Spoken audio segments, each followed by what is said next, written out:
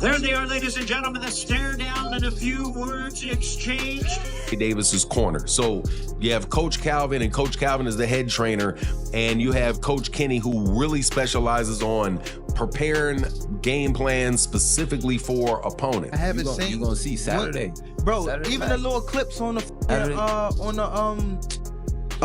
what is called that we just had, the gloves off. What the was you throwing? Hey, you know what? He's going to break Roach in their heated face-off. The confrontation quickly escalated as Davis boldly stated, with fighters refusing to back down. This intense moment and set the tone for what could be one of the most aggressive and personal fights of the year. Upcoming fight. The energy was tense and explosive, with both has only added fuel to their rivalry. Could be one of the most aggressive and personal.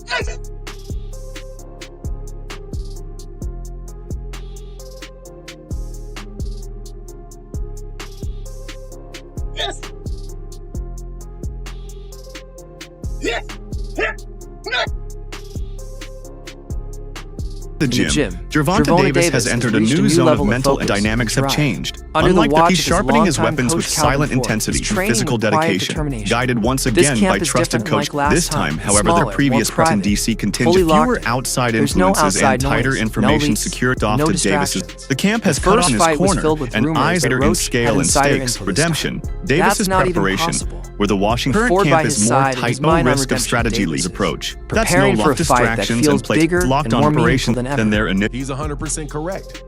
Personally, I had Gervonta Davis up a round, because whenever you have rounds where nobody's doing anything, I'm not just going to do what most people do, and especially people that don't like Gervonta Davis, which is just give the round to the other guy because Gervonta Davis didn't manage to knock him out that round. Okay, so this is Gary Russell Jr. clearly saying, man, no, I don't think Lamont Roach won that fight. You also had Al Bernstein, and Al Bernstein, I'm telling you, is a very, very straight, fair guy who I don't know if he was on that call, but he used to work with Showtime. I don't know if he was on there. I don't recall if I heard him. I think it was Rolly Ronaldo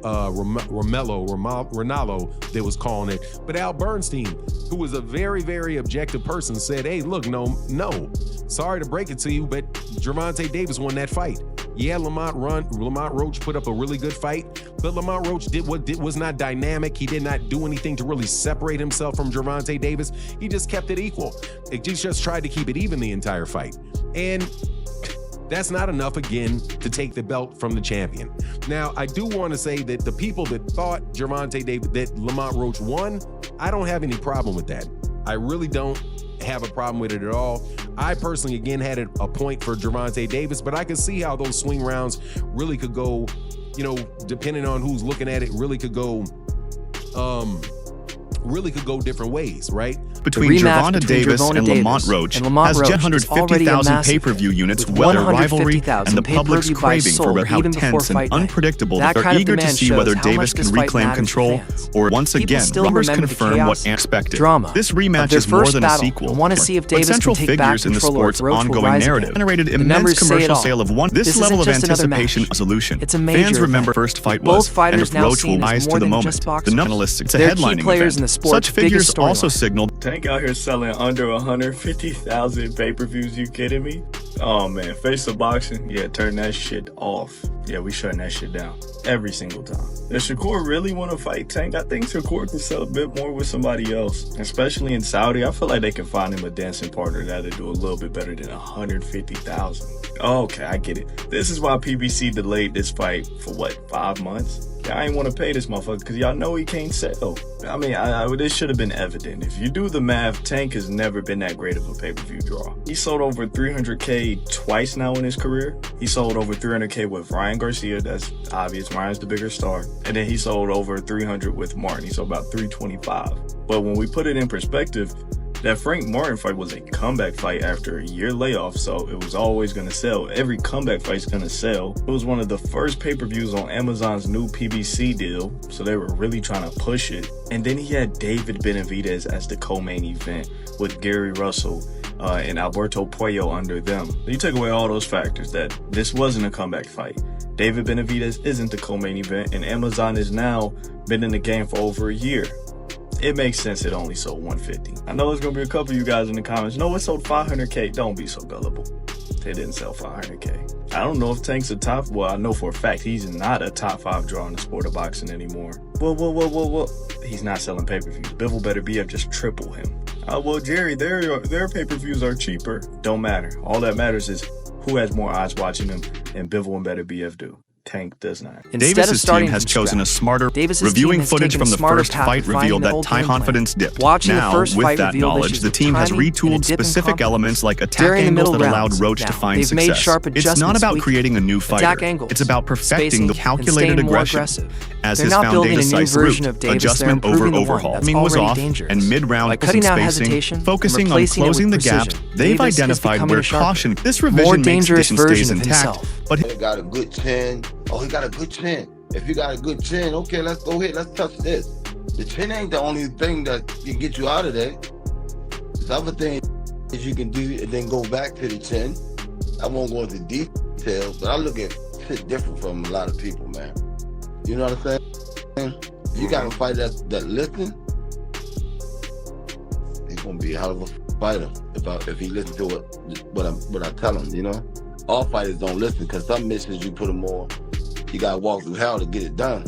And every fighter is not willing to walk through hell. You know what I mean? But the chin is not the only thing to get a fight out of it, and the body's not the only thing to get a fight out of it. It's other shit too, you know? You gotta hurt. I believe in hurting them. You can hurt. You gotta hurt them to get it started, you know?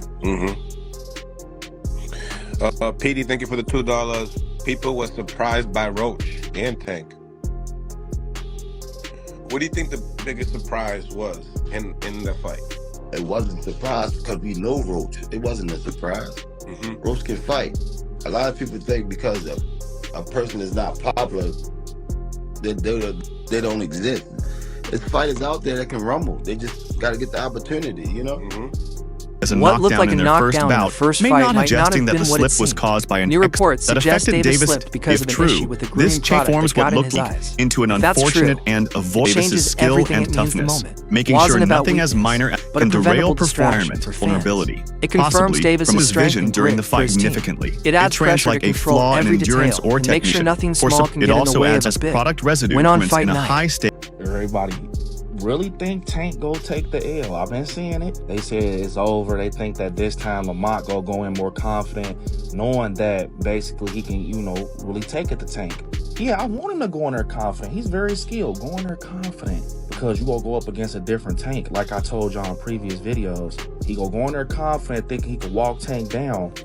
Don't forget, with Tank, if he can get you on that button, them lights going off, I don't care who you is. Remember how it ended up with Frank Martin?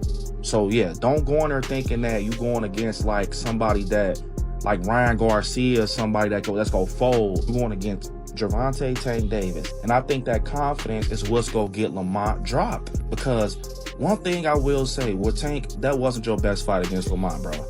I feel like you was in your head too much, you was overconfident, and you was really just, your mind was in y'all story, the lore and everything with y'all history. You ain't going there like, I'm fighting a stranger. You going there like, oh, this Lamont, this from the same camp, we from the same area. But now I think that whole situation woke him up, because you got to think, Tank not used to losing. He not used to people being against him. He not used to being the one that... Former world champion Mikey Garcia shared some smart insight on Davis's chances. While praising Davis's natural skill and adaptability, technical talent alone won't guarantee victory. In his view, mental discipline will be the real public scrutiny, personal matters, and pressure. Davis has the tools to body. In short, the rematch won't zillion. It's a complete challenge, one that will demand unwavering with thought his chances, and Garcia issued a caution. Test the distractions outside the ring must be shut out. It's a full test of focus, but only if his mind just tests tech focus. I'll let you go because I know you got a lot of shit to do. Lamont Roach versus Gervonta, the rematch. It looks like it's gonna happen. Hopefully,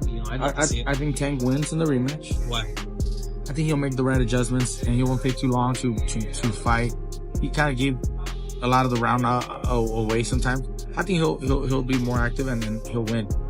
But big props to Roach for his last fight and performance. Fuck, surprised everybody. Right. I think he was robbed from the victory. Again, that knockdown should have been a knockdown. Right. But whatever, he gets a rematch, you know.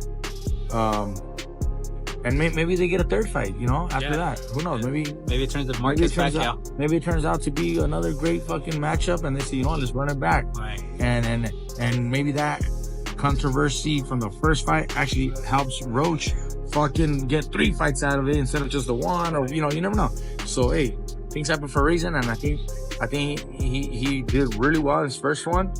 After the first fight with Roach, sport. Rumors but instead of retreating, Davis made a clear statement by jumping straight back into Glacian. His decision to schedule a rematch so quickly revealed something essential about his character. Has reshaped the storyline. The rematch so soon showed he's rewriting his own ending with determination. Social media buzzed with theories. He didn't wait for narratives to form.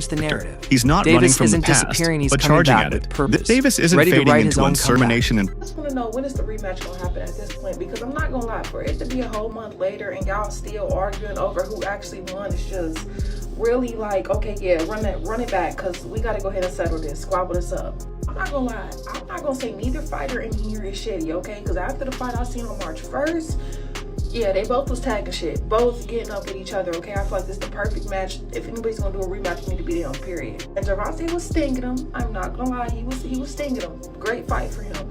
But I'm not gonna lie, he came out knowing what he was trying to do. Y'all have to give it to him. Like, y'all just be hating, okay? Y'all can't get in the ring and fucking fight. Y'all just be hating. At least I'm giving him no fake props, okay? Because Gervonta had a great fight. Don't get me wrong. My money was on him.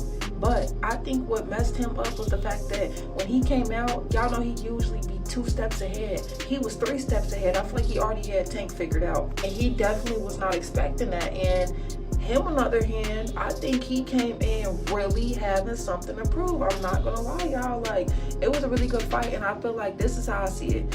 In the beginning of the fight, he was stinking, back to back, you know what I'm saying? And then at the end of the fight, that's when he finally kicked it up. But I seen consistency through him through the whole fight. I'm not gonna lie, like, so I just feel like the rematch didn't happen, because never know, he might, now that he was 3 steps ahead, become 8 steps ahead, and he might really knock his butt down. But at the end of the day, it's like, we need this rematch, because I don't think this is ever going to be a dispute that is settled and, you know, officially he won, he lost until they fight. Like, we got to see it. Boxing veteran and commentator recently provided a more nuanced view of Davis. Most focus on his past, Atlas equally critical traits. His sense of to stay calm under pressure. When pressure builds, his emotions remain steady. Tools make Davis not just strong, but dangerous in the moments that matter most. His arsenal, while power and highlight reel finishes, pointed to the less flashy but his rhythm and his ability to, according to Atlas, these mental tools are what truly make Davis allowing him to respond with sharp timing. He's going to try to get to us, but we're going to frustrate him. He doesn't get frustrated. He takes his time. He's deliberate. You know, a lot of times at the beginning, people thought he was just a sink and destroy missile. They thought he was just a guy that got to you. And they thought that he would get over anxious. He don't get over anxious. He takes his time.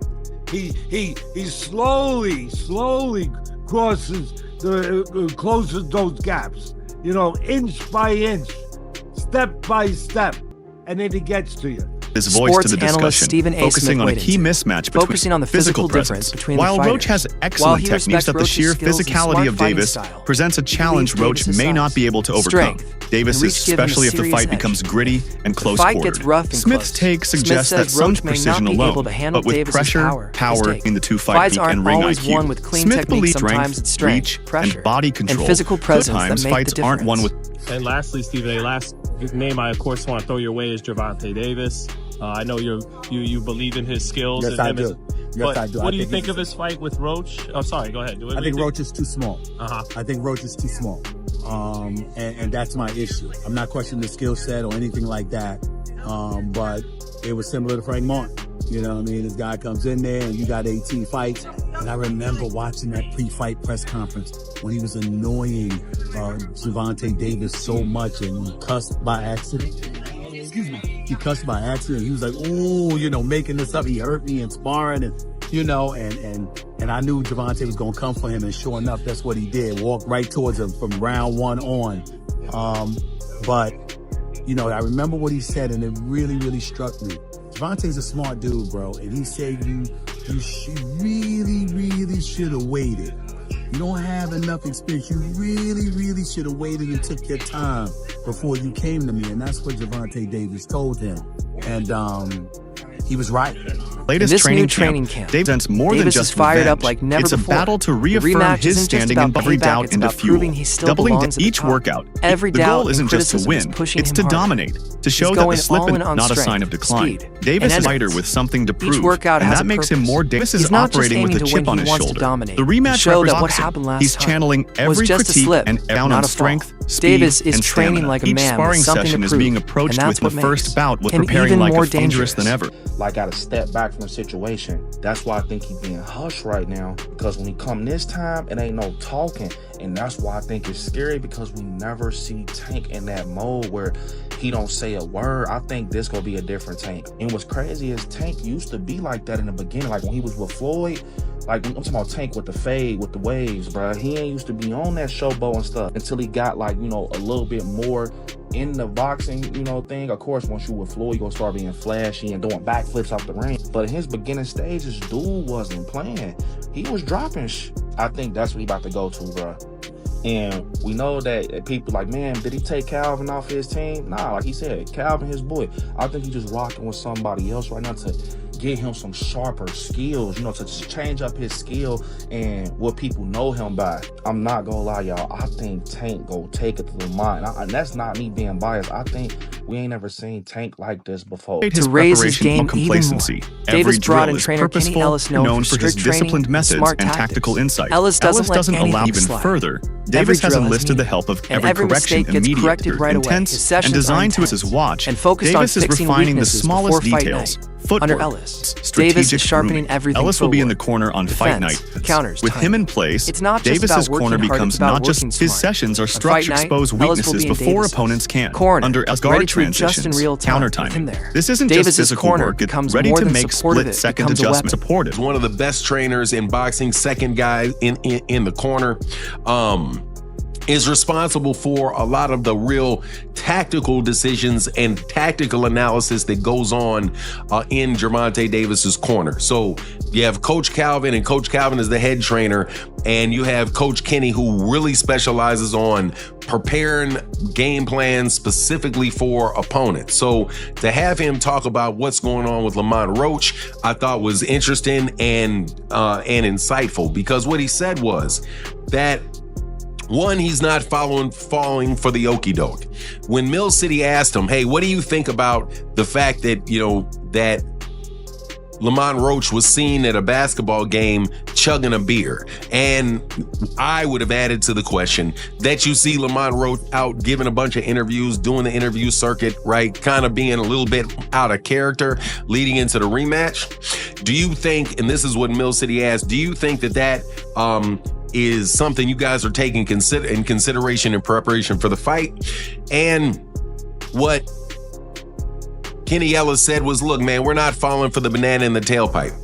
We know what Lamont Roach brings to the table, and he says that Lamont Roach is we're not believing that he's out there drinking or blowing up a bunch of weight and all of that.